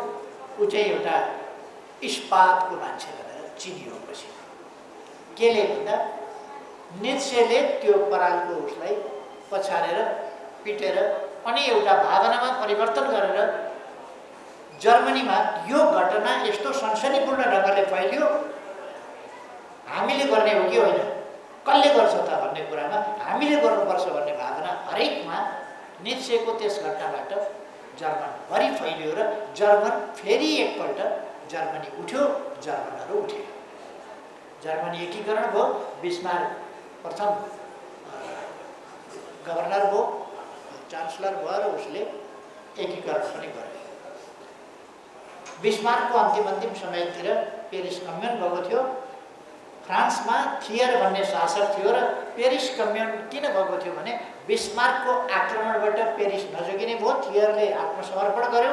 त्यस आत्मसमर्पणका विरुद्ध पेरिसवासीहरू, त्यहाँका मजदुरहरू उठेर पेरिस कब्जा गरेका थिए, जो 72 दिनसम्म शासन रहेको थियो।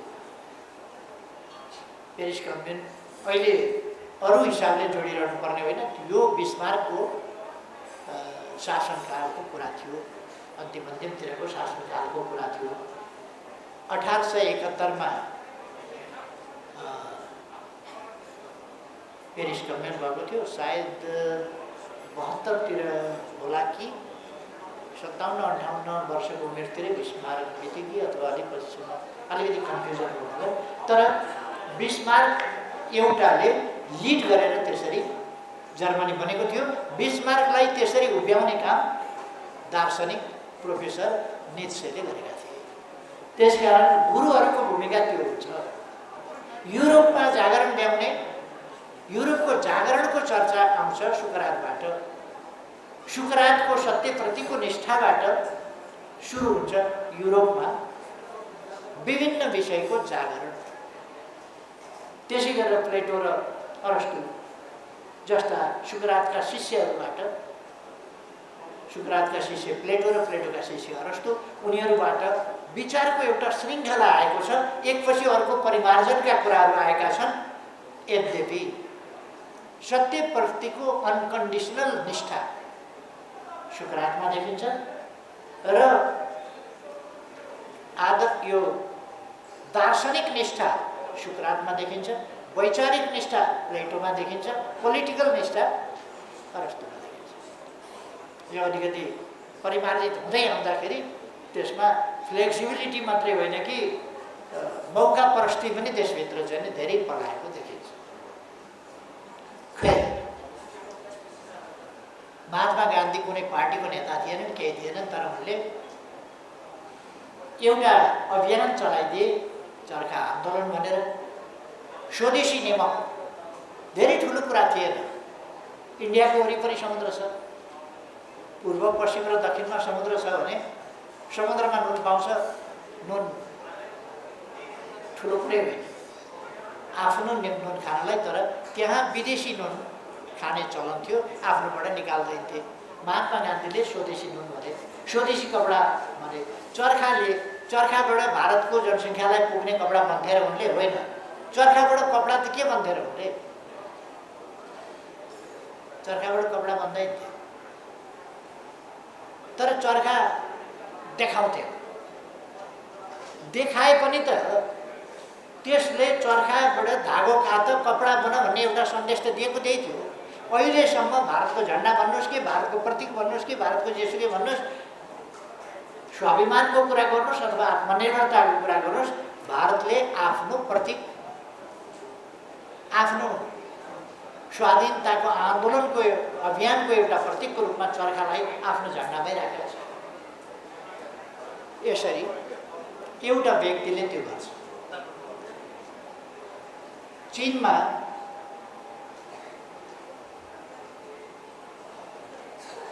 कन्फ्युसियस भन्ने दार्शनिकले चिनिया समाजलाई, पछाडि परेको छरपष्ट समाजलाई चिनिया बौद्धिक समाजको रूपमा, चिनिया सभ्यता, चिनिया चिन्तन प्रणाली, चिनिया दर्शन र पूर्वीय दर्शनको एउटा महत्त्वपूर्ण भागको रूपमा कन्फ्युसियसले चीनमा ल्याए। पछितिर हामीले देख्न सक्छौँ सन्यात सेनले चीनलाई राजतन्त्रबाट मुक्त गरे। यसर्थ एउटा व्यक्तिका प्रयासहरूले केही गर्न सकिन्छ। त्यसकारण हामी हरेकले आफ्ना ठाउँबाट आफ्ना प्रयासहरू अगाडि बढाउनुपर्छ। श्याम तमडले गीतमा भने जस्तै, हातमा कलम हुनेहरू कलम लिएर उठ, बाजा बजाउन जान्नेहरू बाजा लिएर उठ, साथमा केही नहुनेहरू आवाज लिएर उठ। यही ढङ्गले हामी बाजा बजाउन जान्दछौँ कि, कलम चलाउन जान्दछौँ कि, गीत गाउन जान्दछौँ कि, चित्र भर्न जान्दछौँ कि, के गर्न जान्दछौँ। मैले देख्दा त भने जस्ता कार्टुनहरू आइरहेका छैनन्। कार्टुनिस्टहरूले समसामयिक कार्टुन यद्यपि बनाइराख्नु भएको छ उहाँहरूले, तर जतिसम्म तिखा कार्टुन हुनु पर्थ्यो, जतिसम्म धारिला कार्टुन हुनु पर्थ्यो र जतिसम्म अप टु डेट आजका कार्टुन हुनु पर्थ्यो, त्यस अनुसारका रूप नभएका हुन्थे। कविता एउटा म बुद्धिजीवी साथीहरूलाई भन्न चाहन्छु, महाभारत जस्तो ग्रन्थ लेखियो जसमा कथाका प्रसङ्गमा कोहेरेन्सी, यति असाधारण कोहेरेन्सी छ, यति तालमेल मिलेको छ कथाको। एउटा प्रसङ्ग, सुरुको प्रसङ्ग फेरि त्यो गएर अन्तिममा जोडिन्छ, तर त्यसको तालमेल मिलेको छ। एउटा निबन्ध लेख्यो भने त्यसमा सुरु र अन्त्यको तालमेल मिल्न गाह्रो हुन्छ, प्रसङ्ग मिल्न गाह्रो हुन्छ। एउटा पात्र त्यसै रूपमा प्रस्तुत हुन अप्ठ्यारो होला। महाभारतमा यति धेरै प्रसङ्ग, यति धेरै ज्ञान, यति धेरै नलेज, यति धेरै शिक्षा, यति धेरै उपदेश, त्यसमा नीति छैन कि, राजनीति छैन कि, अर्थनीति छैन कि, समाज नीति छैन कि, के छैन? त्यति छन्दबद्ध लयात्मक ढङ्गले त्यत्रो ग्रन्थ तयार गरिएको छ। अहिले जस्तो ल्यापटप थिएन, त्यो त पाखी कलमले लेख्नु पर्छ। हरेक अक्षर या दुईटा अक्षरमा फेरि कलम चौर्नु पर्थ्यो। श्रृङ्खला टुट्न सक्थ्यो, छन्द भङ्ग हुन सक्थ्यो, लय तोडिन सक्थ्यो, कथाको सन्दर्भ अलिकति मर्किन सक्थ्यो। तर त्यस्तो भएको छैन। त्यो समय भनेको त भोजपत्रमा लेखिने समय थियो। त्यो समय भनेको बाँसका कपडा सपडामा लेख्ने समय थियो। तर पनि त्यत्रो ग्रन्थ तयार भयो। आज ल्यापटपको समयमा हामीलाई छन्द गाह्रो लाग्छ, छन्द पढ्न गाह्रो लाग्छ, छन्द बुझ्न गाह्रो लाग्छ। को झन्झट गरिरहेको छ। हामीलाई आज लयमा चल्न, तालमा चल्न गाह्रो लाग्छ। हामी अलिकति एकपल्ट विद्यार्थी आन्दोलनको सन्दर्भमा अक्सफोर्डका विद्यार्थी 4वटा मन्त्री नभए हुँदैन भनेर 25वटा मन्त्री थिए। प्रधानमन्त्री उनीहरूको थियो। प्रधानमन्त्रीलाई बसी खान दिएको थियो। ओहो, प्रधानमन्त्री त भनी साध्य छैन। त्यतापट्टि अहिले म धेरै नजाउँ। त्यो सान सौकत छोडेर अहिले हेर्नुहोस् त, भिख मङ्गा जस्ता दुनो लिएर हिँडेको छ। भिख माग्दा यसलाई यति त्यसो भएर अहिलेको अवस्था के हो? अहिलेको सरकार के गर्दैछ?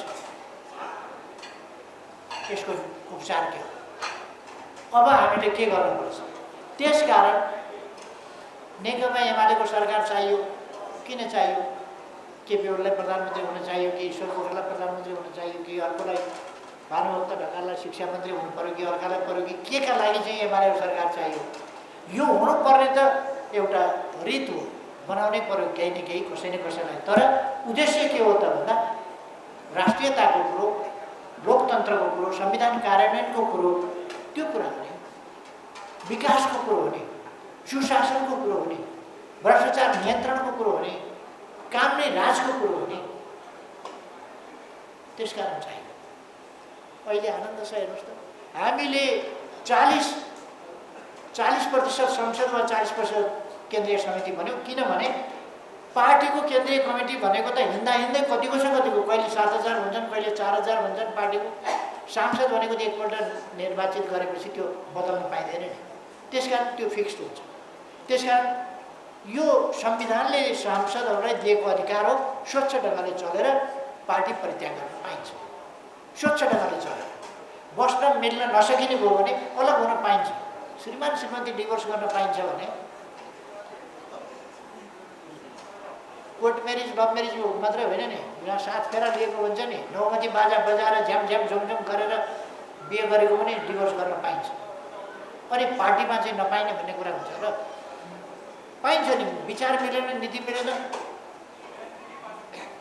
नपाइने हो भने त कार्यकर्ताहरू सबै काङ्ग्रेसका पछि लागेका, माधवका पछि कुद्थे होला, उसको प्रचण्डका पछि कुद्थे होला नि। पाइन्छ। त्यसै कारण पार्टी त्यो हामीले गर्दा उद्यम बचियो देशमा। डबलीवाला बुद्धिजीवीहरू छन्, केही बुद्धिजीवीहरू डबलीवाला। डबली के भन्छ त्यो? एउटा कर्मकाण्डमा चाहिँ पुरोहित्याइ गर्दै देखेको थिएँ एउटा बुद्धिजीवी, त्यो डबलीवाला कराए, अरू कराए। तर पछि उनीहरूले 20% वा भनेर ल्याउँदाखेरि, बेथिति गर्दाखेरि सम्मानित अदालत पनि हतार गर्दैन, आराम छ। हामी चाहन्छौँ देश आफ्ना ठाउँमा राज्यका सबै अङ्गहरू सबै निकायहरू आफ्ना ठाउँमा मर्यादित ढङ्गले जिम्मेवारपूर्ण ढङ्गले चलाउन् हाम्रो चाहना। हामी त्यो चाहन्छौँ। कुनै पनि चिजको दुरुपयोग नहोस्, अलोकतान्त्रिक, अमर्यादित, असंसदीय यस ढङ्गले नचलोस् र लोकतन्त्र वास्तवमा एउटा उन्नत मर्यादित प्रणालीको रूपमा जाओस्।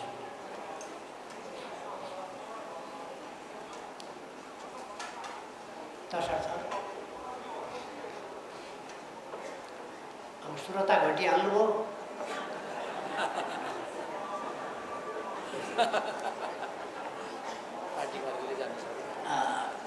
खैर,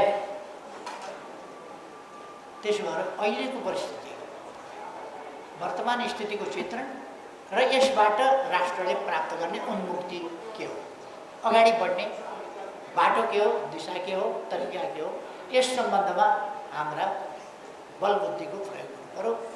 योजनाबद्ध ढङ्गले हाम्रो सक्रियताको प्रयोग गर्नु पर्यो। यस सन्दर्भमा यस अधिवेशनले तपाईँहरू कार्यपत्रमा पनि छलफल गर्दै हुनुहुन्छ, त्यसले पनि निकालोस् र आजको अवस्था, विसङ्गति, त्यसबाट उन्मुक्तिबाट कसरी कता जाने हो, कहाँ पुग्ने हो, त्यसमा आम जनतालाई तपाईँहरूको आग्रह के छ, आह्वान के छ, यी कुराहरू आउनु भन्ने मेरो आग्रह हो। त्यसकारण यो शिवजीले पुरा गर्न नसक्ने वर दिन सक्दिनँ भने जस्तो होइन। तपाईँहरूले यो वर त दिन सकिँदैन, पुरा गर्न सकिँदैन भन्ने ठाउँ छैन। यो पुरा गर्न सकिने वर पार्टीले माग्छ तपाईँहरूसँग र तपाईँहरूले तथास्तु भन्नुपर्छ। तपाईँहरू तथास्तु भन्न रेडी भने हो त? ठिक छ। अब मैले धेरै समय नलिउँ, म तपाईँहरूको यो अधिवेशनको फेरि एकपल्ट सफलताको लागि हार्दिक शुभकामना भन्न चाहन्छु र मलाई आमन्त्रण गर्नुभयो र केही कुराहरू मैले यहाँहरूका बिचमा राख्न पाएँ। तपाईँहरूलाई धेरै धेरै धन्यवाद दिन्छु। धेरै धेरै शुभकामना छ सबै।